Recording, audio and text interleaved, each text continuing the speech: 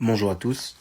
Alors aujourd'hui, nouvelle vidéo pour vous expliquer la suite de mes investigations et pour vous expliquer en détail mon raisonnement et pour enfin résoudre mon problème de réservoir AdBlue. J'espère être clair dans cette vidéo.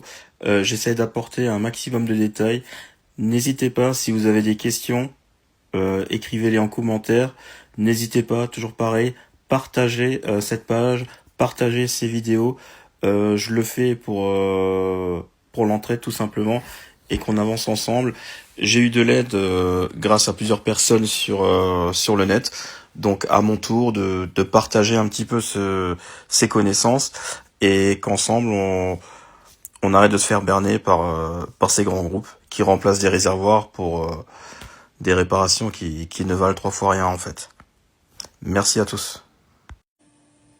Bon, suite des investigations pour essayer de réparer mon réservoir AdBlue sur ma 508. Donc, après de nombreux tests, j'ai alimenté la pompe, donc en 5 volts pour pas la cramer. Alors, j'ai un souci, donc enfin j'avais un souci. Donc je l'entendais tourner, mais le fluide ne sortait pas par ici. Donc là, je me suis posé la question. Donc, on aurait pu avoir un obstacle au niveau de l'électrovanne ici. Ou alors, à ce niveau-là, au niveau de la mise sous pression. J'ai décidé d'y aller progressivement, hein, dans la continuité de son chemin. Donc là, j'avais le premier obstacle. Donc, j'ai dit comment faire maintenant. Donc, j'ai extrait l'électrovanne. J'ai bouché l'orifice avec mon petit pouce. Je l'ai mis là et j'ai alimenté la pompe. Et là, le fluide est sorti direct. Donc, pas de bouchon, rien. Donc, je me suis dit, c'est peut-être l'électrovanne qui est coincée. Donc, je l'ai laissé tremper dans de l'eau chaude.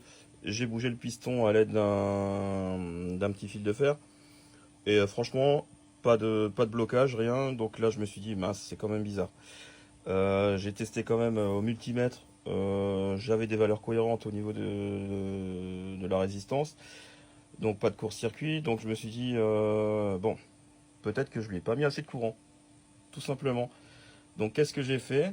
Ben, j'ai rajouté une deuxième alimentation, mais cette fois-ci en 12 volts, toujours en courant continu, bien sûr. Et là, je l'ai entendu bouger. J'ai entendu le piston bouger. Et là, donc j'ai dit, tiens, bah, je vais le tester tel quel. Donc alimenté en 12 volts. Donc la pompe toujours en 6, enfin 5, ce que j'avais sous la main, quoi. Et regardez. Donc là, bon, j'ai de l'air maintenant qui arrive, mais ça fonctionne parfaitement. Donc problème résolu de ce côté-là. Le seul problème que j'avais encore, c'était au niveau de la sonde de température NTC, donc qui elle m'indiquait 300 ohms au lieu des 10 000. Donc hier je l'ai remplacé. Bon, désolé pour le bordel, hein. Je l'ai plongé directement au plus profond du réservoir. Et je lui ai fait une petite rep à ce niveau-là. Voilà, au plus proche du connecteur. Je vais tout remettre en place. Je vais, bon, bien nettoyer. Tout mettre en place. Vérifier en même temps toutes les parties connectiques.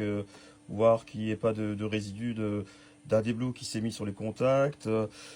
Ça mange pas de pain, hein. Donc là, je vois un petit peu de... Pareil, la mise à l'air, on va essayer de tout nettoyer, mettre toutes les chances de notre côté. Je remonte tout ça. Ah oui, encore une petite chose que je vous ai pas dit, et qui a peut-être son importance si jamais. Les deux petites vis de l'électrovanne.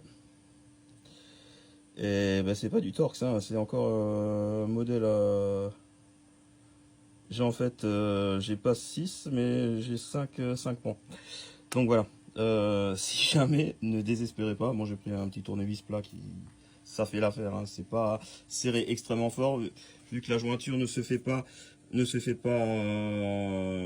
c'est pas un joint de face.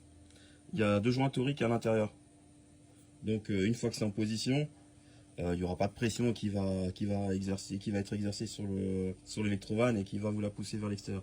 Donc il n'y a aucun souci, vous le serrez simplement en douceur, ça ira très bien. Voilà pour les infos, pour l'avancement et à plus tard, hein.